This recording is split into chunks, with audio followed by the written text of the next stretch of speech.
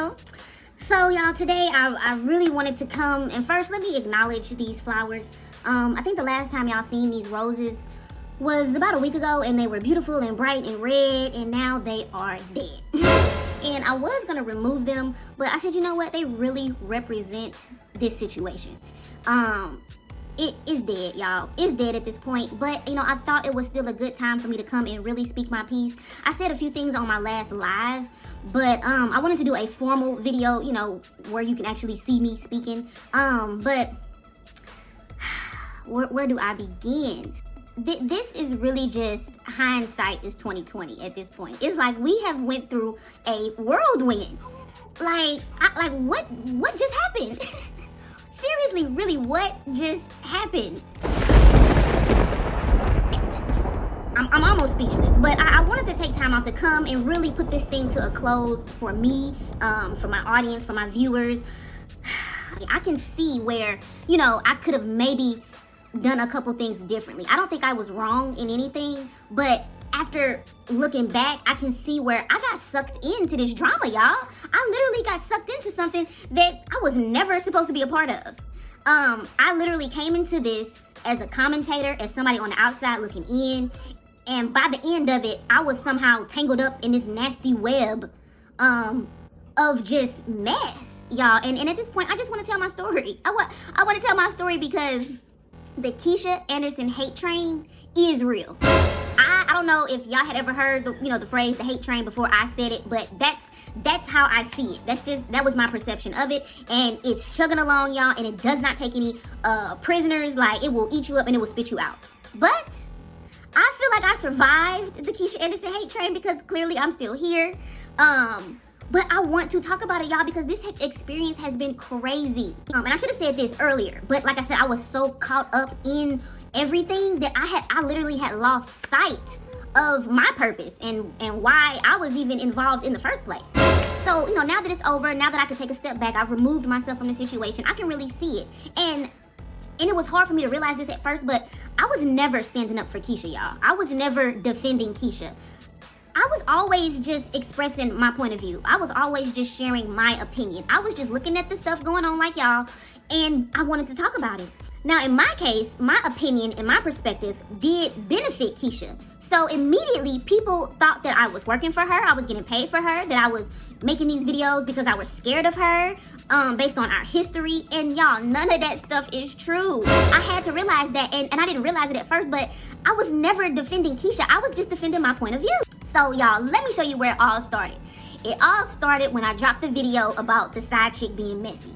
After that, the floodgates was open. It was like, oh, hell no, the side chick, blah, blah, like coming for me. And it's just like, y'all, that was my opinion. I think it's important when you have a controversial situation, because really that's what this is. It's a controversial situation. You're gonna have different points of view, and you can't attack somebody for their point of view. Like, it's not fair, and that's why we have freedom of speech.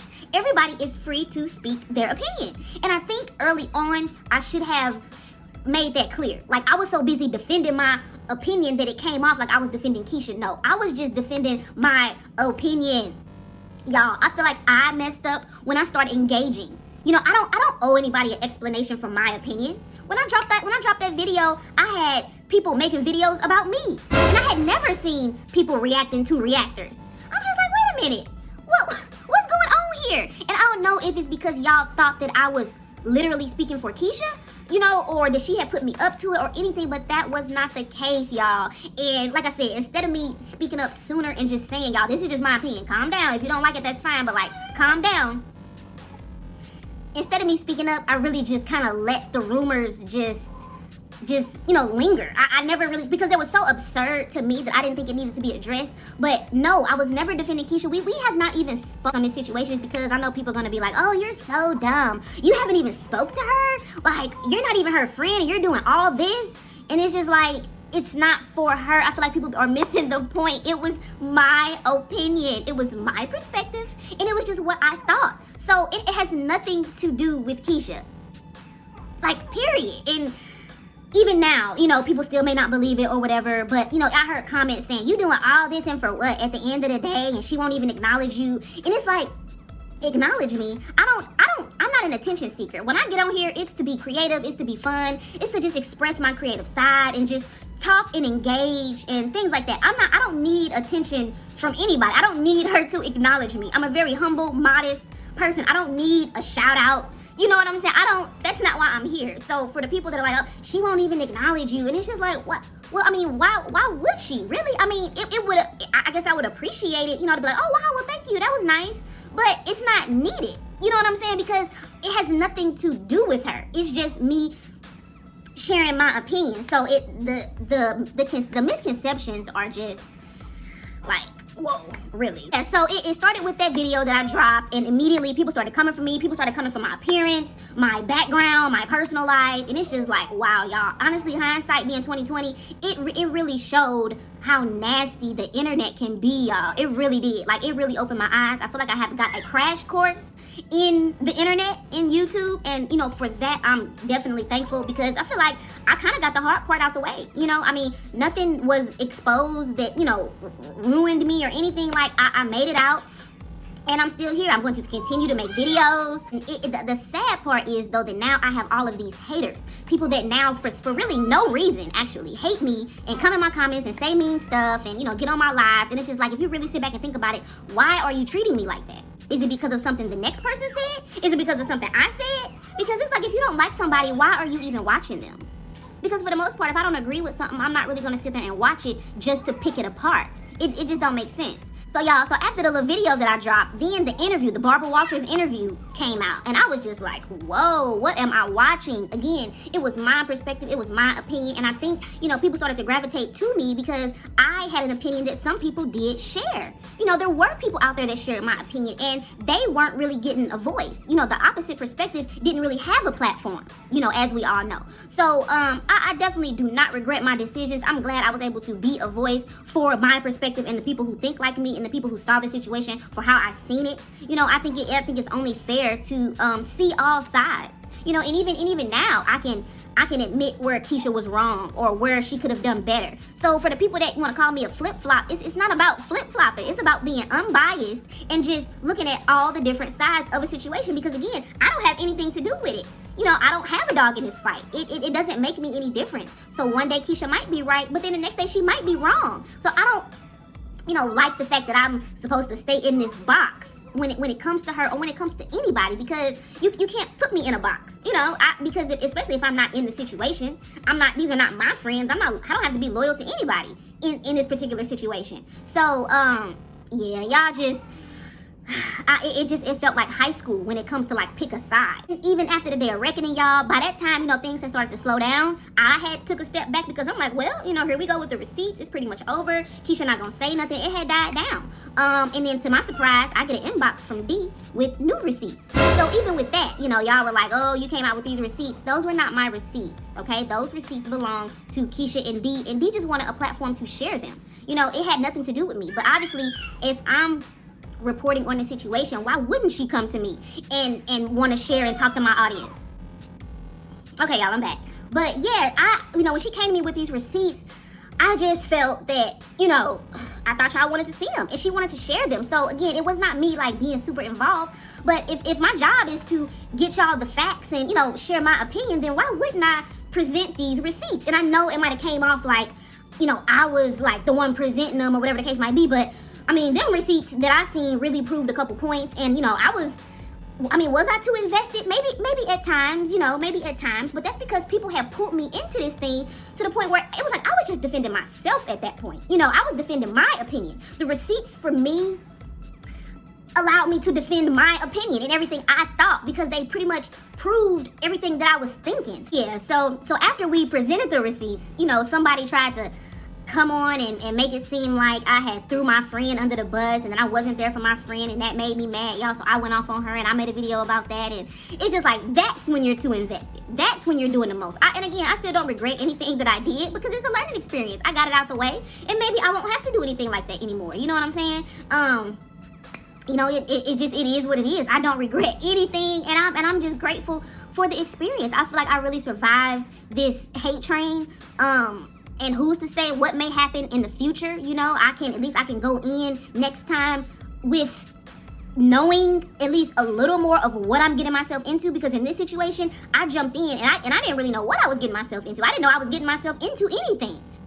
So yeah, and I don't want to mention names in here because I don't want this video to trigger anybody. Like, I don't want this video to cause more reaction videos, because it's like every time I get on here and say something, it triggers the next person, and that's really not my goal. I'm just speaking up for myself, you know. But again, still, it is what it is. I can't stop anybody from doing anything, but you know, I'm not trying to keep this thing going. I just want to speak up for myself and just, you know, let people know that the hate train, y'all, is real. It's real and it's alive, and it's kind of crazy what Keisha has to go through, because if they do this stuff to me, a person who really don't even have nothing to do with it, imagine what she goes through. You know what I'm saying? And you know, it's really just sad how this thing played out, to be honest with you. I mean, the girl is not even doing vlogs anymore, really. She's, you know, I think she really got broke down. She got broke down, and it's sad, but at the same time, I guess it was necessary. You know, sometimes that's how you grow. You know, that's how you get to the next level. Sometimes you got to take a step back and just, you know, before you can really move on to the next level. So,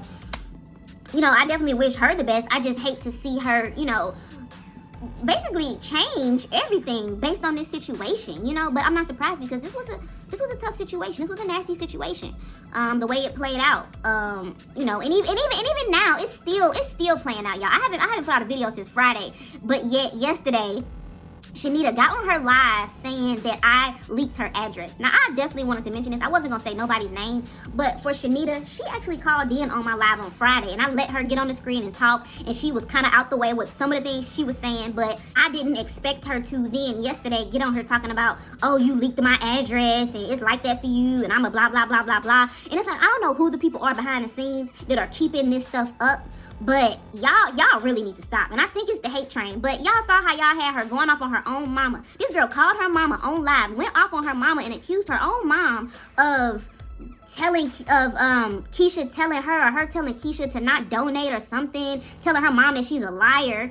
And now people feeding her information that I got her address leaked. And my thing is, y'all, I have better things to do besides look up people's information and post them on the internet.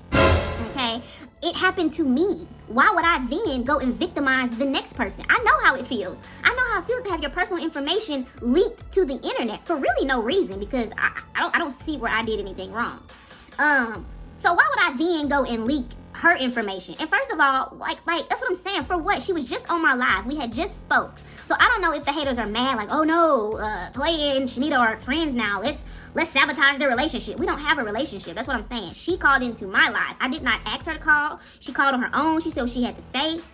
Now, while she was there, I did ask her a very important question about who gave her the identity of Ashley, and she admitted that it came from an anonymous source. So that's what I'm saying. People be feeding Shanita anonymous, like, I don't know, people be, because they know how she is, they feed her stuff, and she just run with it. And like I told her in the chat, she was like, well, if it wasn't you, why are you in my live? Why are you here? Because it just so happened a notification came on my phone and I jumped in the live. Like, I mean, come on now. We all watch each other's stuff. I may not watch the whole entire thing, but I may pop in and see what you're talking about and pop out. Whatever the case might be, I popped in at the right time because I heard my name. And she talking about some big B, and I'm not even big. So I'm like, well, she couldn't be talking about me because I'm not big.